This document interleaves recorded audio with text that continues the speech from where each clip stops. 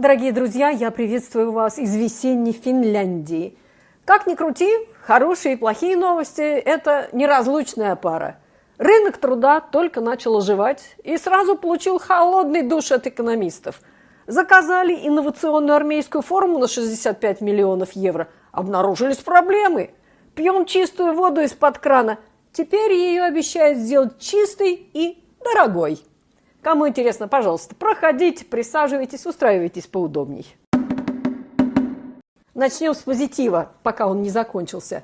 Рынок труда в Финляндии внезапно подал признаки жизни. Впервые за 3 с лишним года. В марте на крупнейшем сервисе поиска работы Duunitori было опубликовано более 30 тысяч объявлений. Эксперты уже начали рассуждать о начале широкого оживления рынка труда, а безработные засучили рукава. Но радость была недолгой. Буквально 2 днями позже был опубликован экономический прогноз банковской группы ОП Pohjola, и он серпом ударил по этим светлым надеждам. Начнем с цифр, которые в Финляндии принято называть умеренно пессимистичными, а во всем остальном мире тревожным звоночком. Аналитики ОП Pohjola официально срезали прогноз роста ВВП Финляндии на 2026 год. Вместо заявленных ранее 1,5% нам теперь предлагают радоваться 1%. Конечно, 1% роста ВВП – это повод для огромной радости, близкий к эйфории. Для сравнения, посмотрим, как дела у соседей. В Швеции прогнозируется рост ВВП на 2%, а в Эстонии на 2,5%. В 2027 году в Финляндии прогнозируемый рост ВВП 1,5%, в Швеции и Эстонии 2,5%. Экономист Рейю Хейсканен отметил, что конфликт на Ближнем Востоке и его последствия неизбежно ослабят экономическое развитие Финляндии, так как финская экономика с трудом переживает колебания цен на нефть и рост неопределенности. Он прямо говорит, если война в Иране затянется, то рецессия в этом году возможна, а в следующем году даже вероятно. Главный виновник происходящего – геополитика. Понедельник, 13 апреля 2026 года, войдет в историю как день, когда нефть марки Brent пробила отметку в $100. Причина – заявление Трампа о морской блокаде Ормузского пролива. Прекрасный план Донни – блокировать артерию, через которую проходит 5-я часть мировой нефти – это именно то, что нужно мировой экономике для стабилизации. В прогнозе ОП Pohjola озвучены 3 сценария. Сценарий «Оптимист». Нефть падает до $70 к середине лета. Итог – ВВП растет на 1%. Сценарий «Реалист». Затяжной кризис, нефть по $100. Итог – рост ВВП замедляется до жалких 0,8%. Сценарий «Армагеддон». Эскалация, нефть по 120. Итог – в 2027 году Финляндия уходит в минус 0,3% ВВП. Пока правительство Финляндии тратит миллиарды на оборонные закупки, что логично, учитывая соседей и общую нервозность, дефицит госбюджета растет. Но самое болезненное – это рынок труда.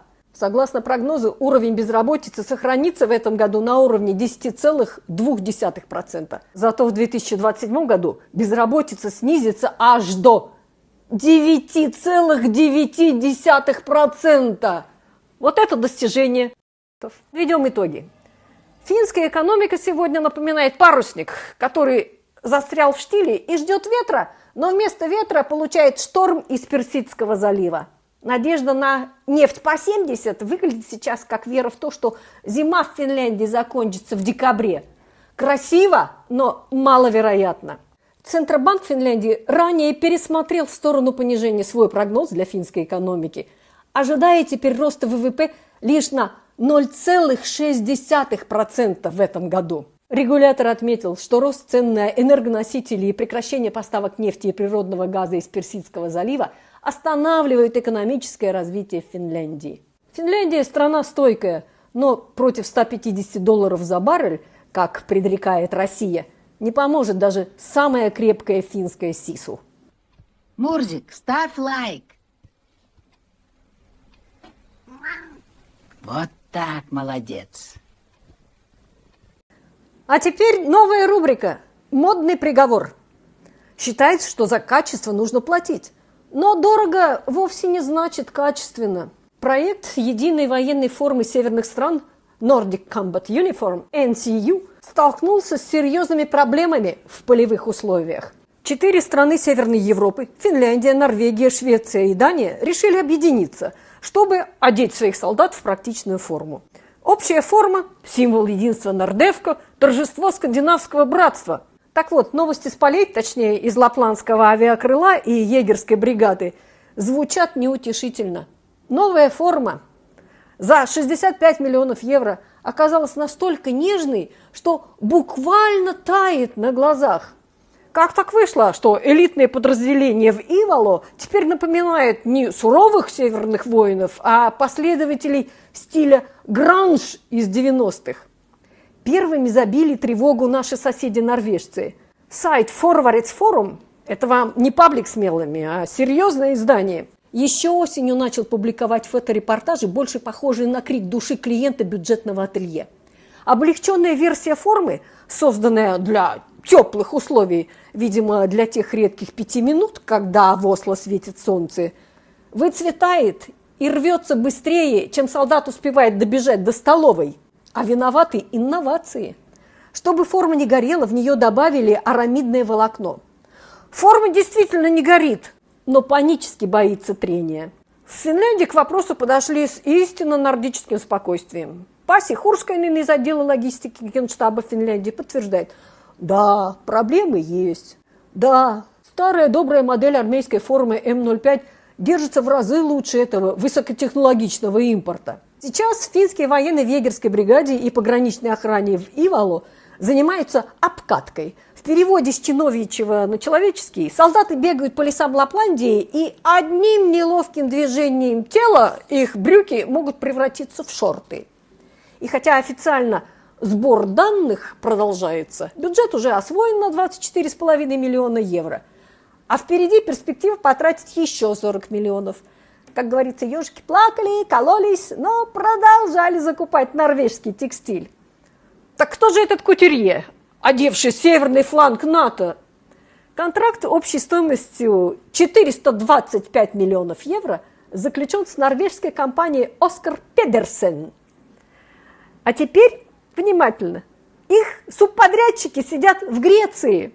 Да, армейскую форму для суровых арктических условий шьют в Греции.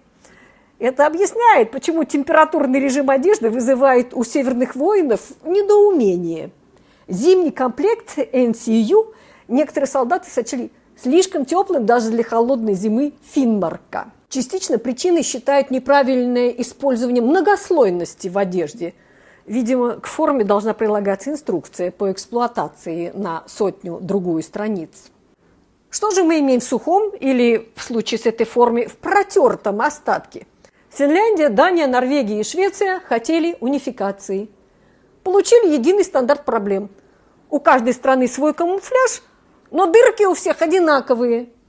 Силы обороны Финляндии продолжают наблюдение. Мы тоже запасаемся попкорном.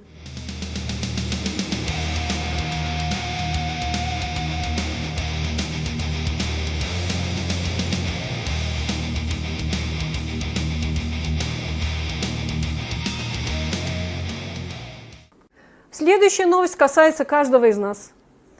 Минсельхоз Финляндии заявил, что в стране вода слишком дешевая. По словам советника Министерства сельского и лесного хозяйства Финляндии Реетты Куронен, повышение тарифов на воду в стране неизбежно.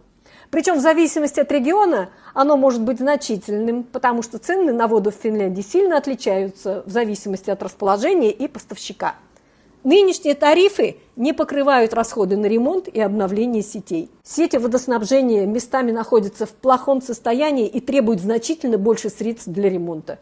В министерстве считают, что инвестиции на их содержание должны быть увеличены с 400 до 800 миллионов евро в год.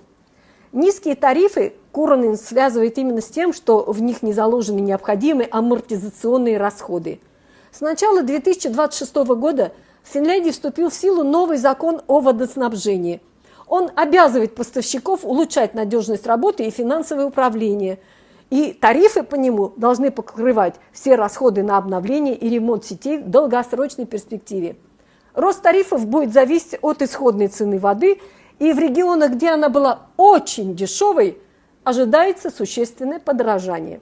Главный вывод простой. Дешевая вода в Финляндии уходит в прошлое. Нас ждут более высокие, но экономически обоснованные тарифы. И все-таки здесь есть положительная новость. Сети водоснабжения не были проданы частным инвесторам, как сначала планировало правительство. Так что повышение цен не будет произвольным. На сегодня у меня все. Благодарю за внимание и до новых встреч. Всем пока!